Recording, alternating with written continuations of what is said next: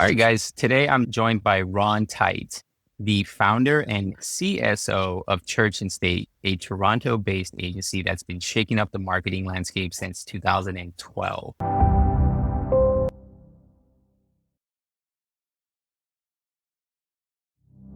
Ron is a recognized leader in advertising, a speaker, and author of 3 books. He's especially known for his approach that combines creativity, strategy, and innovation. Ron, thank you so much for coming on the show today. Well, thanks, Chris. Thanks for having me. And hello to everybody out there watching or listening. Yeah, jumping straight in. So you recently, or I don't know if it was recently, but you made a title change from CEO to CSO. Can you tell us about that transition and where you got to where, or how you got to where you're at today? Yeah, so it's been a while. I was, like a lot of creative people, I went out. I was formerly executive creative director at Havas, and like a lot of arrogant creative people, I was like, I can do this. This is ridiculous, right? So I'm going to start my own thing. And then shortly after, I had to say, sorry, what's cash flow? What does that mean? What is that? What?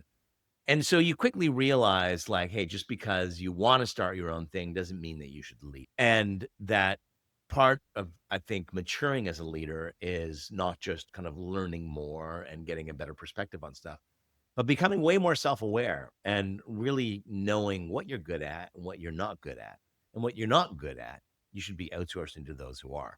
And so, it was both a personal strength thing where going from ECD into kind of entrepreneurial land where you can kind of, you can kind of bootstrap from an energy perspective, like you can make it work, you can put stuff together. But then to really scale and grow an organization, that you need somebody who has a desire and an ability to add process and add structure and kind of, manage people, like responsibly the way that leaders should. And so I did two things that I thought were really critical. This is the success of the agency. We used to be called the Tite Group. And I said, this has got to be more than Ron. First of all, I'm doing between 50 and 70 speeches a year. I'm on the road. I'm not here a heck of a lot. And the growth of the business is happening by the people working in it. And so we need way less Tite and way more group. So it went from the Tite Group to Church and State. And then as part of that, recruited a CEO to come in, my business partner, Robin Whalen, to say, you can run this full time. And then just as I was writing more and speaking more, it just became clear like I was way more involved in strategy than creative. And creative, you just need to be on it every single day. Where strategy, I could, you know, do a deck, you know, and from a plane and not have to worry about working with a creative team and manage the kerning of a headline.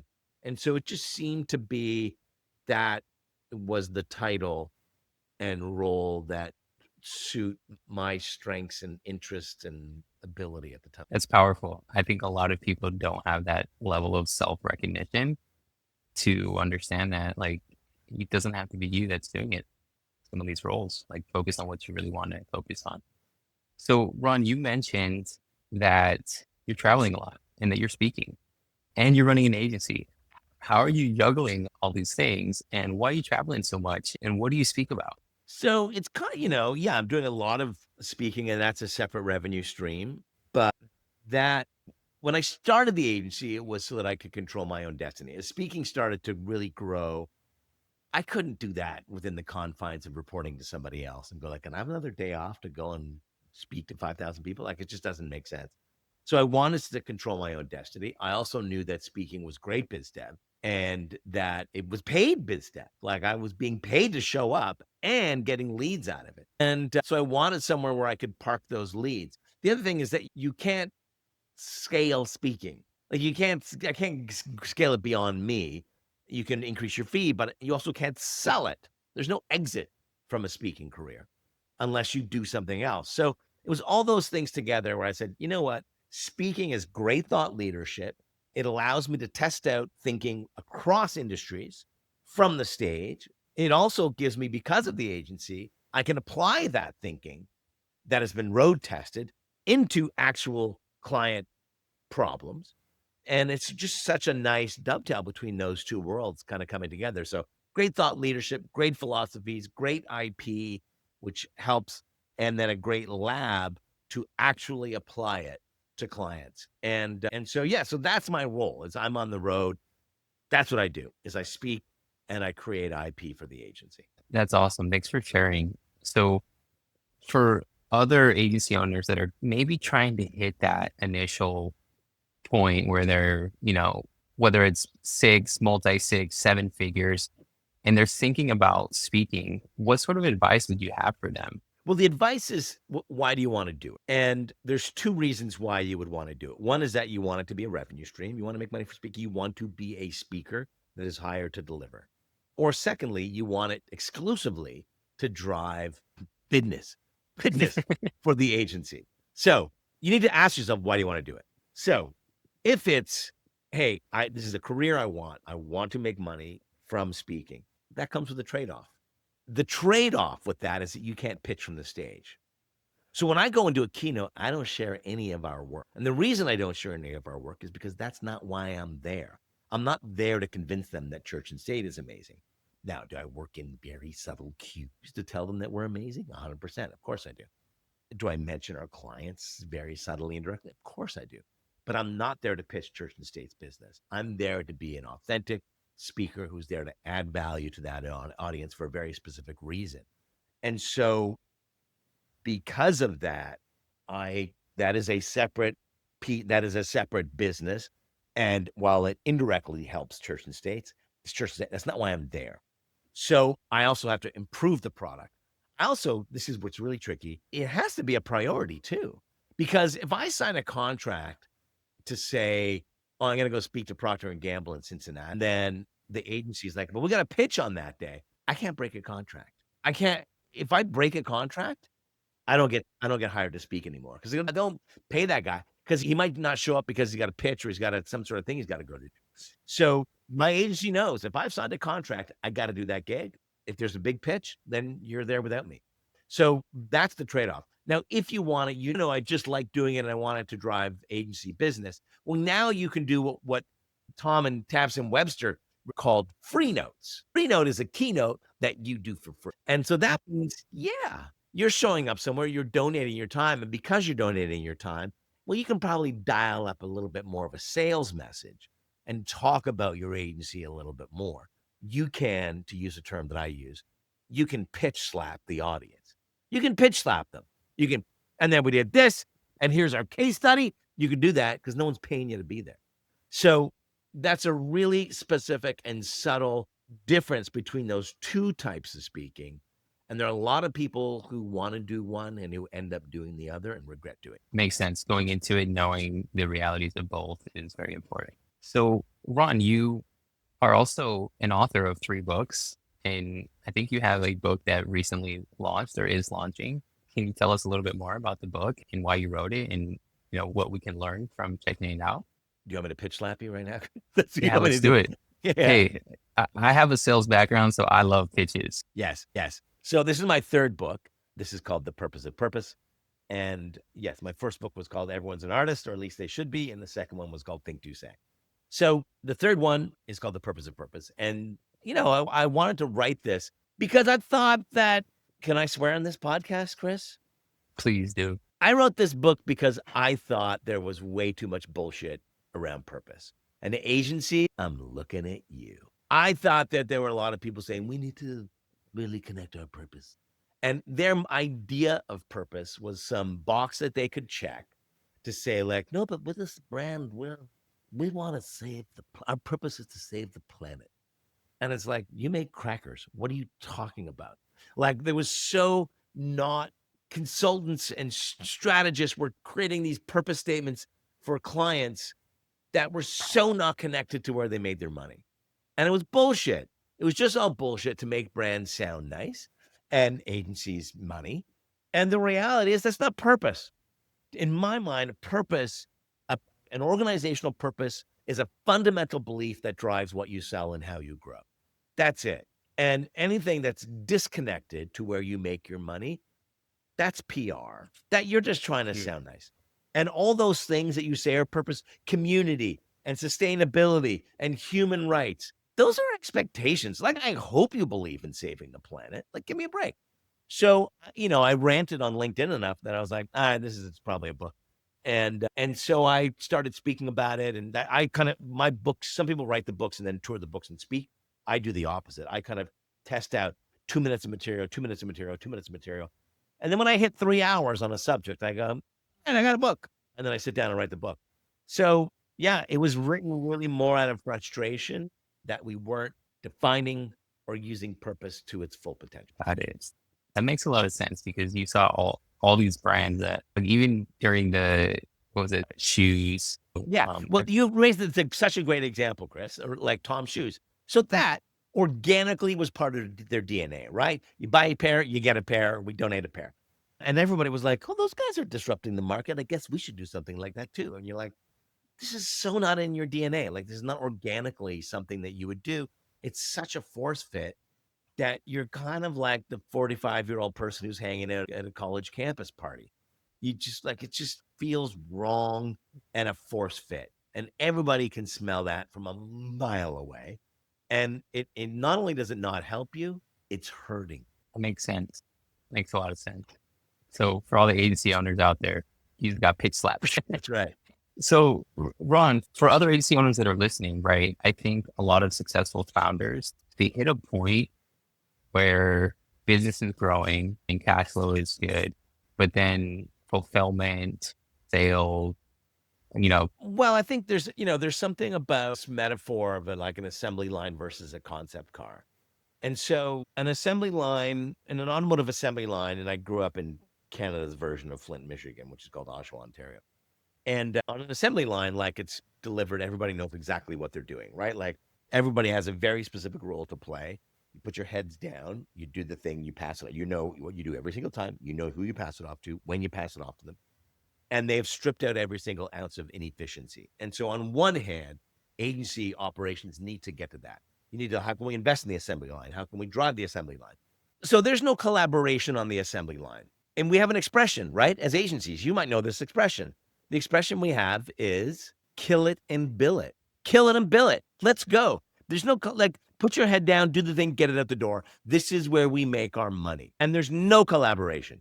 Get it out. Now, that doesn't mean to the clients who might be listening, and that doesn't mean that means it's shitty work. It's not.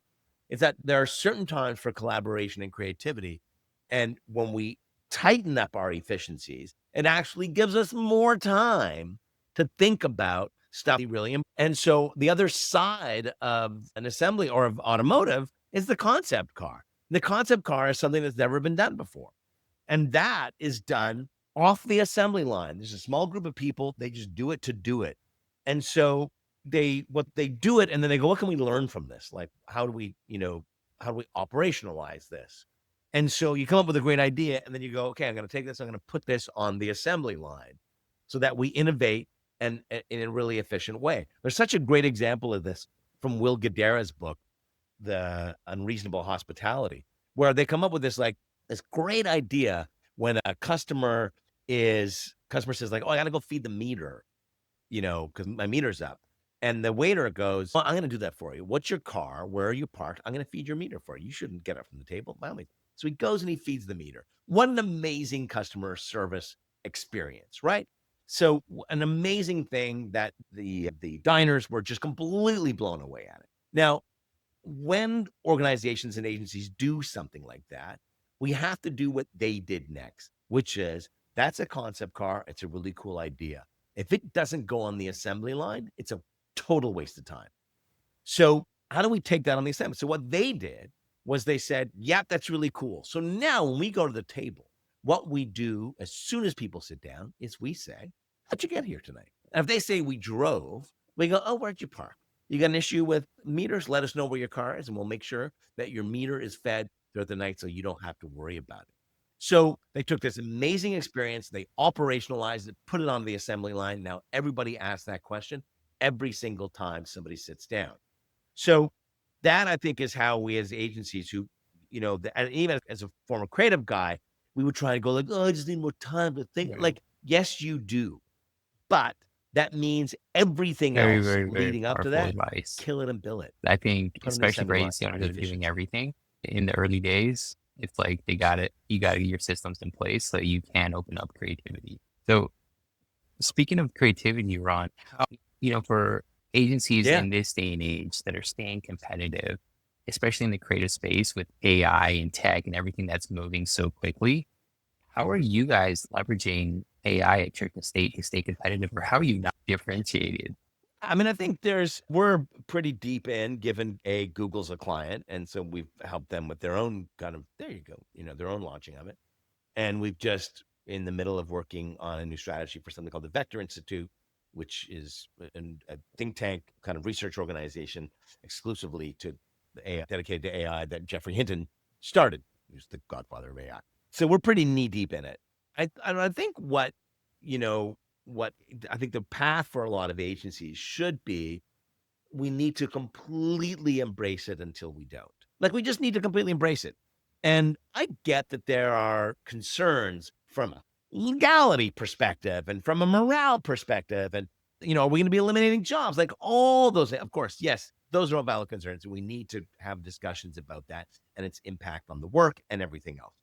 But we're only going to have the real insights on that if we embrace it, if all of us embrace it personally to see what the effect is. Now, I will say that I think the one area that I think is wrong, and I tell clients this all the time, is that I think the appeal for a lot of clients starts out with the like, you mean we can create more mediocre stuff faster and cheaper? And my gut goes, why would you go there? Like, why would that be your first reaction? Although you're going to jump all the way to output, you have all these opportunities leading up to that point. You have all these opportunities where you can be smarter faster, that you can be smarter deeper, that you can scale intelligence, you can scale personalization. All those things you can now do with some really powerful AI tools, whether it's virtual audiences where you're doing research every day, you're having a conversation with a virtual audience. So you don't have to do a, $40,000 research piece once every 3 years when you can afford it. Like, there's so many different ways. So let's start there. I'm not saying the output is off the table. I think it's a cop out to go straight to output. So make it smarter, make you smarter first, and then we'll get to output. The big bee in my bonnet lady. I don't know if you saw the spot that was kind of making the rounds, the liquid death. So it's a really funny spot. Hey, it's a guy gets stopped by a police, and he's like, "Is it the dead body? Is it the bumper sticker? Is it the like?" He just all these things. Is it the dying whale on the road? It's the guy gets pulled over by the cop, and he's like, "Is it the dead body? Is it the bumper sticker? Is it the whale on the road?" Like, and it's really, and the tech is really impressive, of course. And everybody is like, "I love this spot. This liquid death spot is amazing." And this is the end of advertising. And I don't know. I must have jumped in on about 400 different conversations where I always say, "It's not an ad. This is not an ad." Let me tell you what an ad is. An ad is the result and is driven by an insightful strategy that is connected to business goals that inform creatives to come up with very specific creative that is executed in a wide variety of different ways to meet the strategy, to ensure it's on brand, and that it delivers the goals that have been established and prioritized by the leadership of the organization. To have some two dudes go to AI, randomly create a spot, throw a brand in the middle of it without the brand's involvement at all. You telling me that if Liquid Death's legal department got involved in that execution, that spot would be that spot? No, it would not. Now, is it impressive? Yes. Is it funny? Of course it is. Come on, the Team Diddy bumper sticker on the back, that's hilarious. It's amazing. I think most of this stuff would never see the light of day if it was actually representing a brand who was at the table giving feedback. And that is advertising, not some user generated content or comedy sketch. If you're Or evaluating it as a AI comedy sketch generated or a piece of content, it's generative amazing, content. but it's not an ad. I mean, I'm not opposed to saying this idea is baked in strategy and as a method of producing it, we're going to use some AI tools. Sure. I'm not against that. And I own part of a production company. Like, I get that there are different ways and clients need to look at alternative methods of distribution and production. I get that. Of course, we all should. Yeah, But let's I not hear you. jump the queue and Um, go like so just go Ron, straight you to oh, this thing mentioned is the death of a big advertising. It's name not there. an You, ad. you mentioned that Google's a client. So for other agency owners that are listening that are looking to land big name clients, high profile clients like Google, but maybe don't feel confident, don't have like the sales or client acquisition strategies that they need, what sort of advice would you have? My advice would be don't go for them. Like I don't, I, and I say that I love Google. They're wonderful people and they're an important client and we love the work that we do for them. But I think the second somebody goes, I need a big brand, they then get a little bit desperate with it, right? Or they get a little bit desperate. And so they start chasing the thing for the wrong reasons. They start chasing it because they think they want it or they think there's way more money. I think that what people should do is that they should connect with work that really excites them and inspires them and do an amazing job with that and use every piece of work into a stepping stone into the place that you think you want to get to. And I'll say this, like, we should all just want to be happy and fulfilled, right? Now, part of being happy and fulfilled is making money. Of course that is. But it's not the only part of it. And in my entire career, which has gone on for decades, decades, I'm telling you. I know I look very young, but I'm 104. But, I, the stuff that I've really enjoyed has either been the brands that I was like, who are these people? Like, well, I've never heard of these people before. And then you end up with this really interesting assignment, or it's really cool. Or it has been with the big brands like Google. I think, one of the most satisfying things we've done for Google, be honest, when they came to us like, can you help us with this? We're like, oh, what? Oh, this doesn't sound that exciting. And then you get into it and you're like, oh, this is cool. This is an assignment that we never even knew existed. This is amazing. I think that, yeah, I just use every assignment as a learning opportunity and a stepping stone to the next one. And eventually, like you don't have to want them because you deserve the right to have them because you've done all your work.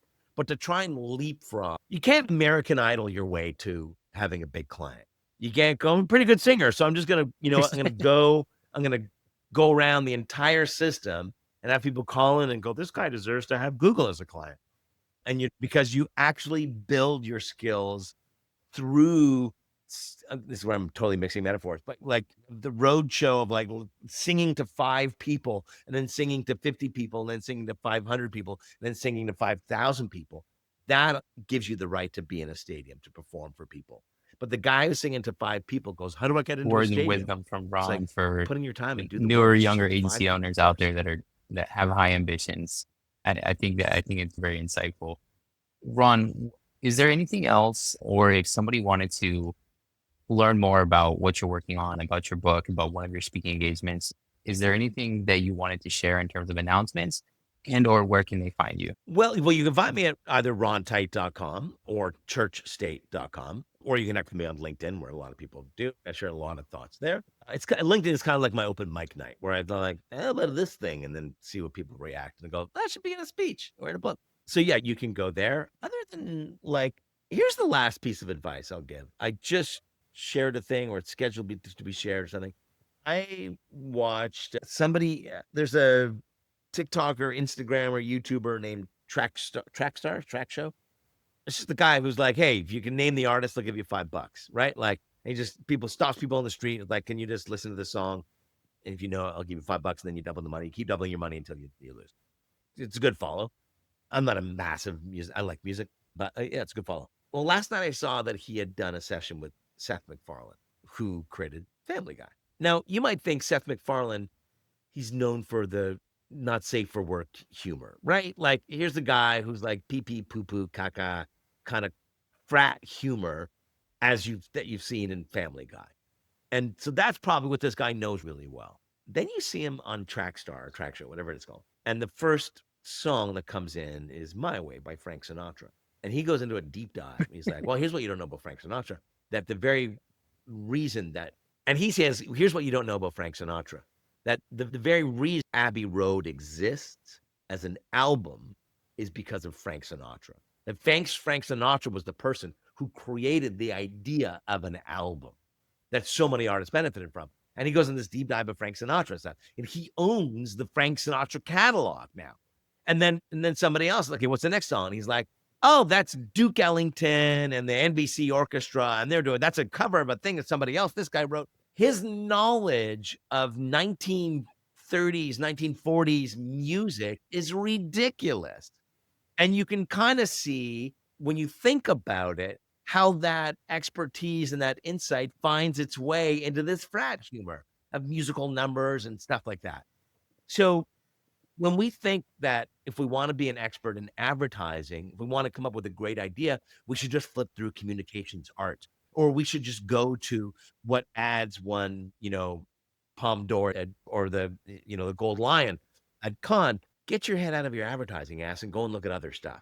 Like go and become interested in music, become interested in visual art, become interested in comic books, become interested in other stuff. Get out of advertising for your inspiration that will help your advertising. I was a stand-up for 20 years, and I just got way more inspiration about creative thinking and process writing stand-up material than I ever would jamming with an art director partner. And like it was just a completely different skill set. And then I'd come back to the advertising, be like, oh, like what if we did this kind of thing? And the same thing for an agency structure. Like look at other industries, other categories. That's where you're going to get insight that's going to really make you different. If you're looking at the same work and trying to duplicate or benchmark the same gold winning campaigns, your work is just going to be derivative of everybody else's. But if you're like, I'm going to bring Miles Davis into my advertising, not everybody's doing that. That's, I think, how you get really unique and you have a very specific perspective. And it's those agencies, those professionals, I think, who I think survive, that's great words of advice when going times are into tough what and is an challenging interesting as they may political be for some people. and economical climate, especially for any businesses right now. So thanks for sharing that, Ron. Certainly here in Canada, elbows up, baby. I don't know if you know the phrase. Oh, this is so in response, this isn't political, but in response to the ongoing tariff negotiations that the Mr. Trump has imposed after breaking a trade deal with Canada to create new tariffs, the expression in Canada is elbows up, which is elbows up is the hockey expression is like when you go into the corner, you Got go it. in with elbows up. You don't take clean body checks. You go with elbows Elbows up. up, of Thanks course. for having me, Chris. Thanks to everybody else for listening.